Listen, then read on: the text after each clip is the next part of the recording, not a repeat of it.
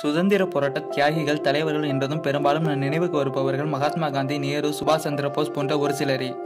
ஆனால் இந்திய சுதந்திர போராட்டத்தில் முக்கிய பங்காற்றி நம் பலராலும் பெரிதாய் அறியப்படாத தலைவர்களுள் ஒருவர் மௌலானா அபுல் கலாம் ஆசாத். இவரை பற்றிய சில தகவல்களை இந்த காணொலியில் காணலாம். அதுக்கு முன்னாடி நீங்கள் இன்னும் நம்ம சேனலை சப்ஸ்கிரைப் பண்ணலன்னா மறக்காம சப்ஸ்கிரைப் பண்ணிங்க. இந்த வீடியோ உங்களுக்கு பிடிச்சிருந்தா லைக் பண்ணுங்க, உங்க ஃப்ரெண்ட்ஸுகளுக்கும் ஷேர் பண்ணுங்க.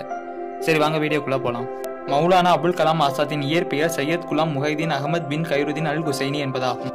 மௌலானா என்பது இவரின் சிறப்பு பெயர் ஆகும். இதன் பொருள் அவர் மாஸ்டர், அதாவது நமது குரு என்பதாகும். அந்த காலகட்டத்தில் சுதந்திர போராட்ட தியாகிகள் பலர் சுதந்திரமானவர் என்னும் பொருள்படும் அசாத் என்னும் வார்த்தையை தங்களின் புனைப்பெயராக இணைத்துக் கொண்டனர். அவர்களுள் மௌலானா அபுல் கலாம் ஆசாதும் ஒருவர்.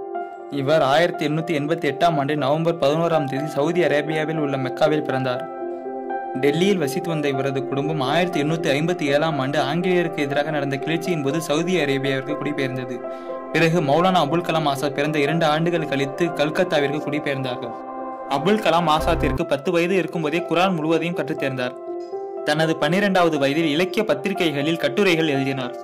தனது 16வது வயதில் வார பத்திரிகைகள் மற்றும் மாத இதழ்கள் தொடங்கி நடத்தி வந்தார். இவரது வார பத்திரிகையான அல் ஹிலால் மூலம் ஆங்கிலேய கொள்கைகளை வெளிப்படையாக விமர்சித்து வந்தார். இதன் காரணமாக 2 ஆண்டுகளில் 1914ஆம் ஆண்டு இவரின் அல் ஹிலால் பத்திரிகையினை ஆங்கிலேய அரசு தடை விதித்தது. அதன் பிறகு அல் ஃபலாக் என்ற ஏட்டை தொடங்கினார். இதனால் அப்போதைய வங்காள மாகாணம் இவருக்கு தடை விதித்தது. பஞ்சாப், பாம்பே, டெல்லி உள்ளிட்ட மாகாணங்களும் இவருக்கு தடை விதிக்கவே பீகாரில் குடியேறினார். பல்வேறு விடுதலை போராட்டங்களில் பங்கேற்ற இவர் பல முறை சிறைக்கு சென்று வந்தார். கிலாஃபாட் விடுதலை இயக்கத்தின் தலைவராக ஆசாத் தேர்ந்தெடுக்கப்பட்டதன் மூலம் காந்தி மற்றும் பட்டேலுக்கு மிகவும் நெருக்கமானவரானார். 1923ஆம் ஆண்டு தனது 35வது வயதில் இந்திய தேசிய காங்கிரசின் தலைவராக நியமிக்கப்பட்டார். இதன் மூலம் சிறு வயதில் இந்திய தேசிய காங்கிரசின் தலைமை பொறுப்பை வகித்தவர் என்ற சிறப்பை பெற்றார்.